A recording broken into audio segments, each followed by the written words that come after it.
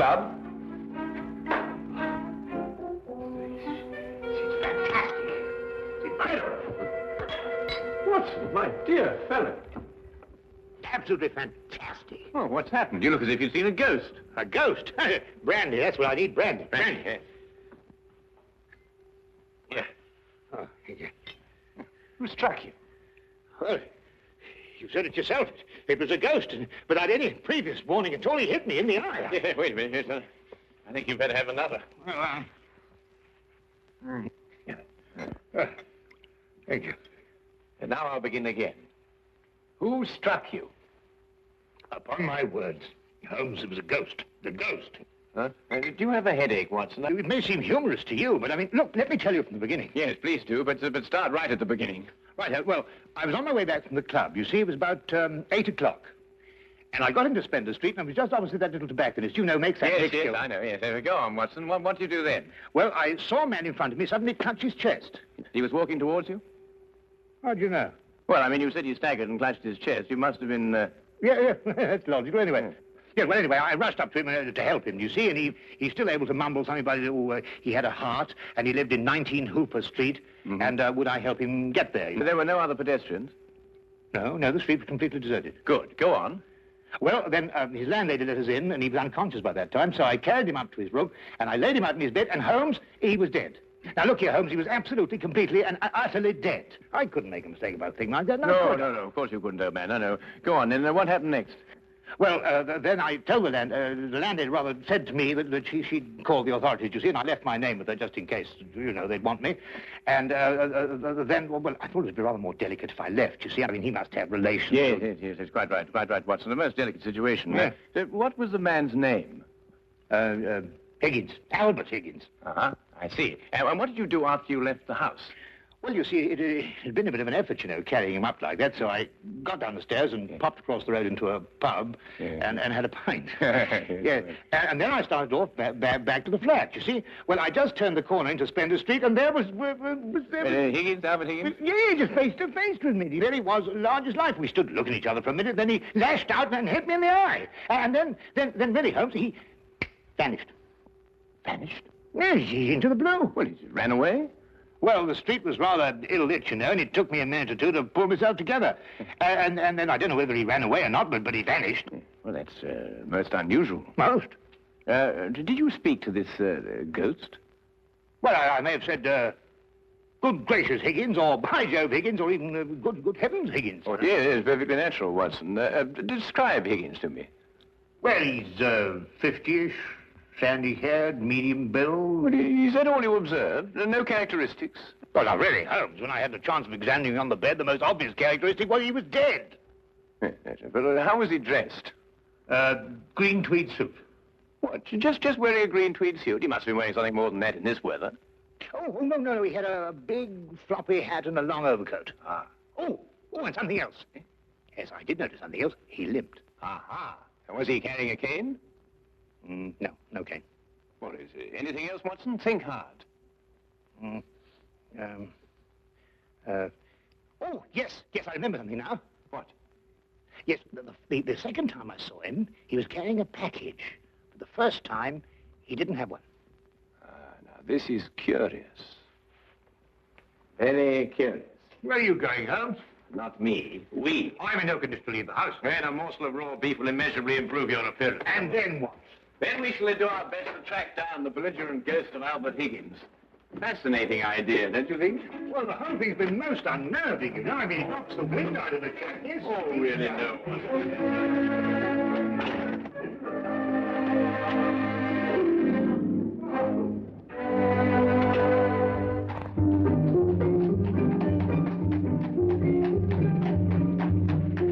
He was also a rather flamboyant character by the wide, rakish brim. I see he was an artist, too. He hasn't painted very much recently. Notice the specks of paint underneath the brim here. They're not house paint, but canvas oils. Here, what's this? How are you, Jensen? What are you doing in poor Albert's room? Oh, good evening, Mrs. Blake. You remember me, Dr. Watson? You're the bloke who brought poor Albert in. Yes. Who's your gentleman friend? This is Mr. Sherlock Holmes. Mrs. Maggie Blake, the landlady. Pleased to meet you, I'm sure, Mr. Holmes. Oh, poor old Albert. He was proper fond of life, Albert was. He wouldn't have popped off if he'd had his way. Oh, few of us would, madam. I was around to the local having me good-night pint. And grieving for poor old Albert. He would have wanted a proper send-off. With a pint of mild and bitter, Albert would. No doubt he would, madam. The body, I see, has been removed by the authorities. Oh, poor old Albert on a slab. Oh. Oh, dear, dear. Have you notified his next of kin, Mrs. Blake? No, he had none. He was all alone. Oh, I see. Where was Mr. Higgins employed, madam? At the Pembroke Museum, right around the corner in Spender Street. It's a picture museum. Albert was a day watchman. A day watchman, you say? Well, what were his working hours? 9 in the morning till 9 in the evening. Punctual as a clock, Albert was. Never late a minute. Poor Albert. He always came back from the museum, then, at a few minutes after 9 every evening. Aye, to make his supper. He was a proper good cook, Albert was. Excuse my saying so, madam, but aren't you mistaken? Surely it's a little after 8 when Mr. Higgins finished work? Because it was only a little after 8 when I picked him up this evening and brought him here. Oh, no, Doctor. It was just after 9. I marked the time because I was waiting for Albert to come back. He'd asked me to get him a cut of beef. He always came back just after 9. He'll never eat that beef now. Poor Albert won't. He'll hit you in the eye. Hmm? Oh, no. I just bumped into a door. Oh, you shouldn't get familiar with the door, if you know what I mean. Well, really, that... Yes, I think we've found out all we can for the time being, Watson. Thank you, madam. We shan't intrude on your grief any further. Poor old Albert. It really is most embarrassing about this eye, Holmes. Did you hear? She inferred. It's a terrible situation. And she's wrong about the time. It was only a little after 8. And it's only a few minutes' walk to Spender Street. Time is a curious dimension, Watson. Habit and a preconceived notion can so easily reverse the hands of a clock. And yet the clock is still in perfect working order. Where are we going? To view the mortal remains of poor old Albert Higgins.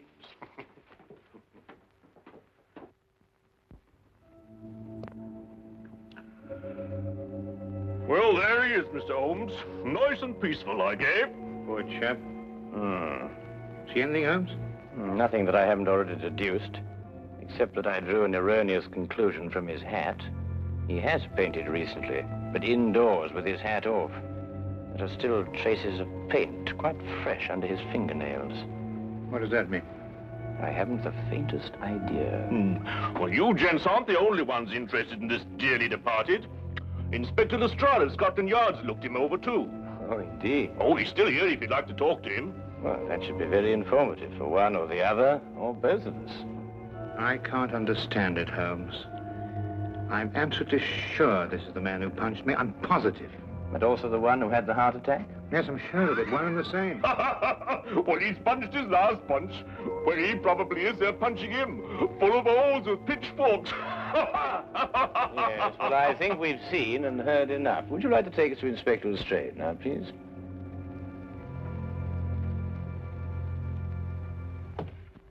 Ah, hello, Inspector. Oh, Mr. Holmes, I'm surprised to see you here.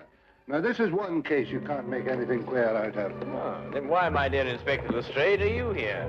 Well, when they brought him in, somebody recognized him as Pound-Note Albert Higgins. I come along to check their identification.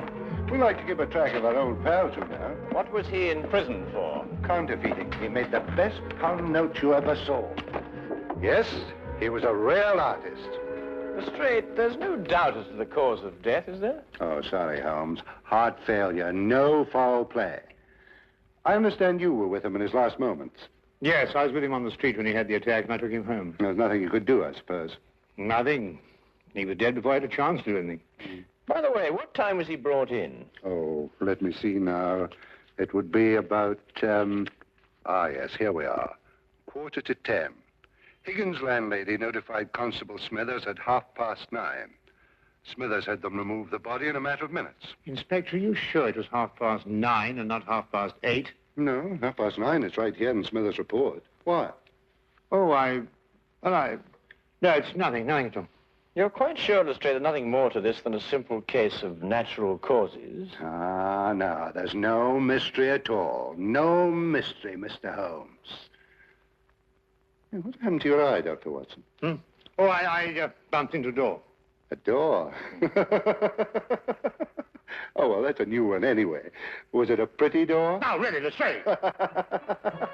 That's all right, Watson. I won't tell a soul. Well, really, this is insufferable, Holmes. Nobody believes me. Well, why did you tell them the truth? What, that I was punched by a ghost? Yes, I see what you mean. We may have to take on this case anyway, if only to protect your honor and reputation. Well, it's intolerable, Holmes. Absolutely intolerable.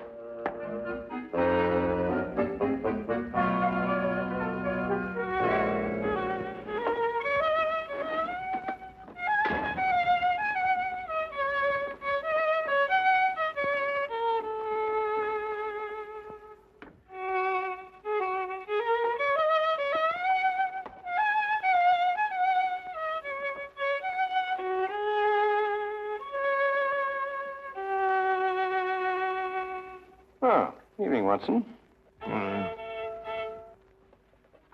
Anything wrong? No, nothing. Of course not, everything. Oh, you're sure you're not brooding over last night's affair, are you? Of course I'm not. Don't be so ridiculous. Oh, come on, out with it, man. Well, No, there's nothing to come out with. I don't know what you're talking about. Oh, come on, Watson, there's something on your mind. Well, Gosh, you'd never believe it. Nobody'd believe it. Well? Well, I met Albert Higgins in Spender Street again, tonight. And he punched you again? He pulled my nose. Really? This is very interesting, Watson.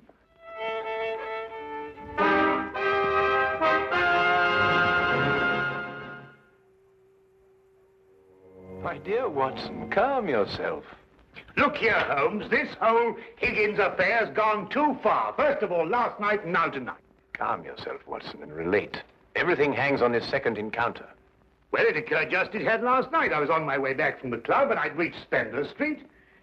It was a few minutes ago, as a matter of fact, just after 9 o'clock. I'd stayed rather later in the club than usual. There was a chap from Afghanistan. He was awfully interesting. Yes, Watson. Get on with his story. Well, I was rather preoccupied, as you know. This affair's cut me up, rather, and although I may not show it. Anyway, I was walking along. I suddenly looked up, and there was the pedestrian, a man a few feet from me. Walking towards you? Yes. Of course, I didn't recognize him straight away for, you-know-who. Anyway, I sidestepped him past, and he sidestepped to let me pass, and then we sort of zigzagged about a bit, you know what it is in the street, and ended up by bumping into each other. And that's when you recognized Albert Higgins? But it was Higgins. I couldn't be mistaken. Good heavens, man, I know him like my own brother. Dressed as he was last night? Exactly. And what did he do then? Well, as I told you, then he put out his hand, and he... Well, yes, we'll go into that. And then he was gone, vanished. Capital, Watson, capital. Everything begins to fall into place. Now, there's one more question. Was he carrying a package? Well, yes, he was, just like last time. I say, Holmes, do you believe, What? the supernatural? Ghosts, do you mean? It sounds silly, I know, but, Higgins did die of a heart attack. There was no foul play. No foul play? Why, the whole affair reeks of foul play. I can tell you, Watson, I haven't been idle today. Do you know that the Pembroke Museum is showing a collection of paintings on loan from the Italian government, and that included amongst those paintings is Leonardo da Vinci's Moonlight Madonna? Well, I did read something about it in the paper. What's that got to do with Albert Higgins? Well, we must now pay a visit to the good inspector and inform him that if the ghost of Albert Higgins hadn't struck you in the eye... And pulled my nose. And pulled your nose, I would never have suspected the Moonlight Madonna would be stolen from the museum.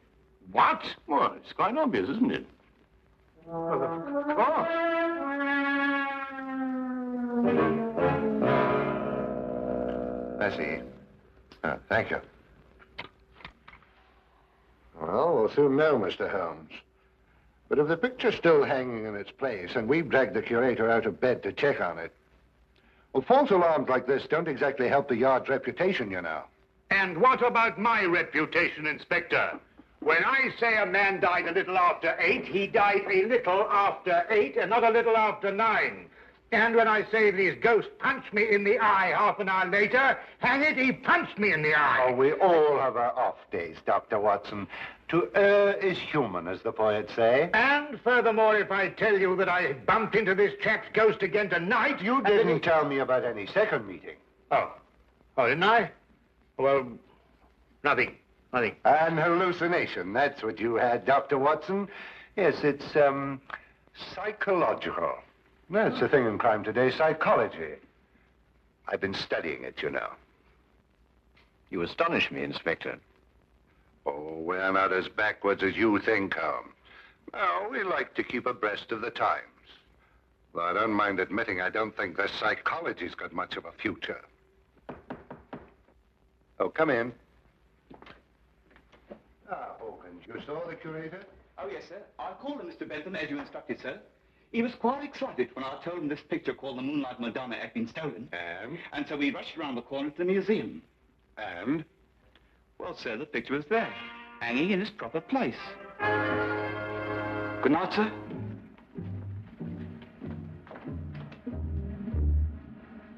Well, there you are, Holmes.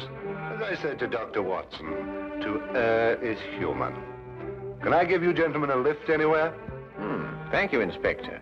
Oh, I think it might be a good idea if we called at the Pembroke Museum on our way. But you heard what Hawkins said. The picture was hanging in its proper place. My dear Lestrade, Hawkins' statement merely proves that what he and the curator saw was not the Moonlight Madonna at all. Merely an excellent forgery.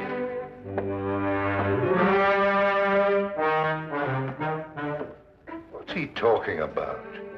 Art, ghosts, my black eye, and psychology.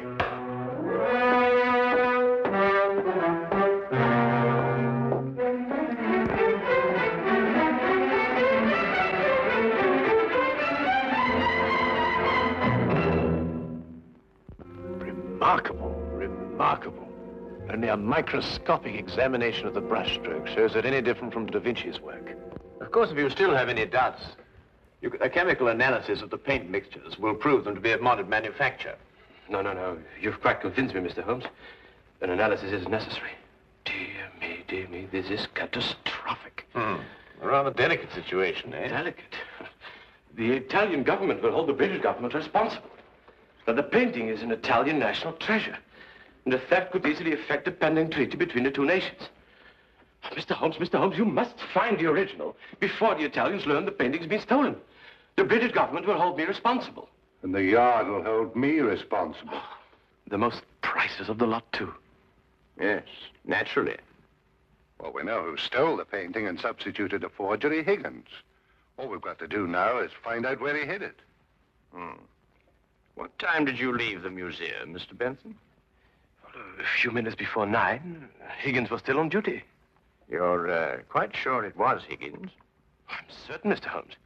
I chatted with him for a few moments, and I couldn't have mistaken his voice. And the night watchman relieved him at 9. Well, you heard him say that, Mr. Holmes, and that he had a package with him when he left. The night watchman swears up hill and down dale it was Higgins, all right. Well, the matter seems to resolve itself very nicely, doesn't it? Dr. Watson was punched by Higgins a few minutes after 9. The night watchman saw him leave at 9. And you spoke to him a few minutes before 9. Look, Holmes, why don't you and Dr. Watson go home and have a good night's rest? From now on, it's nothing but plain, ordinary, simple police work. Nothing you could use a magnifying glass on.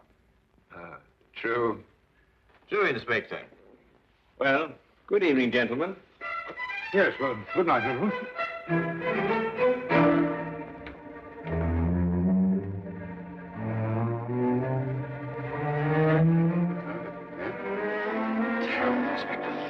Terrible, Inspector. Terrible. What do we do now? Interesting affair, eh, Watson? Look, I don't care what anybody says. It was after 8 when Higgins punched me. Well, has it occurred to you that if Higgins didn't punch you, who had the heart attack? Well, now, look here, Holmes, Oh, confound it, for all I know, it was Higgins who punched me and his ghost had the heart attack. Come on, Watson.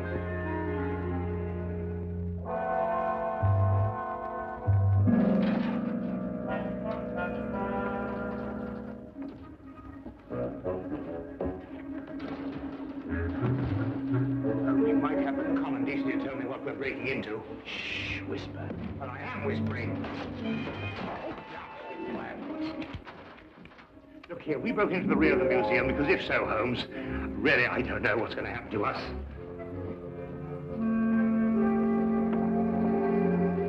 Here, hold this. What? Oh.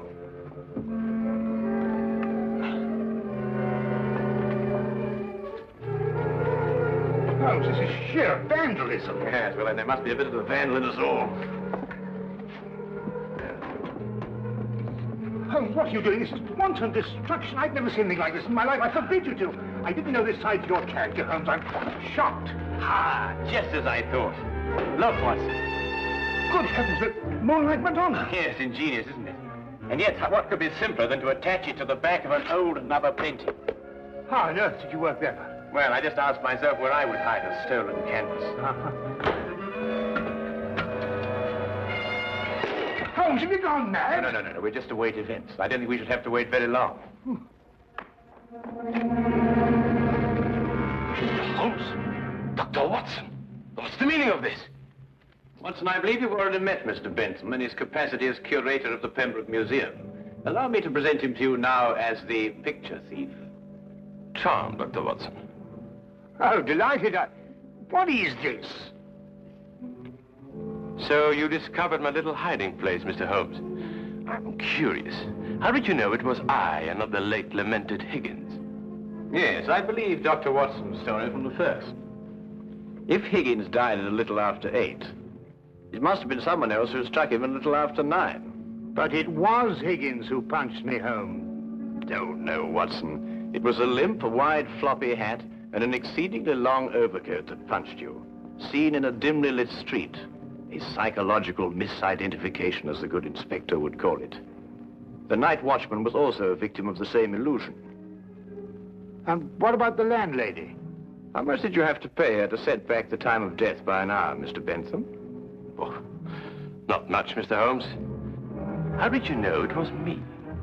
Dr. Watson and the night watchman both identified the 9 o'clock Higgins visually at a distance.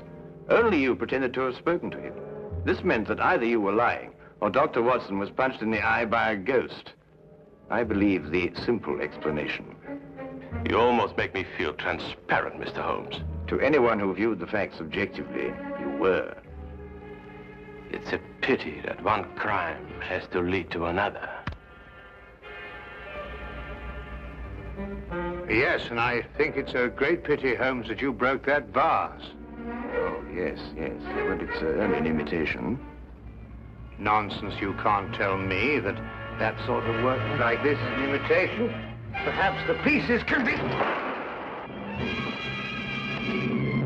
Well done, Watson, well done. You know, Holmes, you didn't have to invite him here to catch us. You put us in rather an awkward position. Oh, my dear fellow, I have sublime confidence in your ability to extricate us from any predicament in which my rashness may place us. Might I suggest that you now fetch the good inspector? Yeah, here you are. Yeah. Excuse me. I say, Holmes, Bentham punched me in the eye. Who was it tweaked my nose? Well, my dear old chap, it was absolutely imperative that I make certain that the limp, the hat, and the coat were really capable of fooling you. You?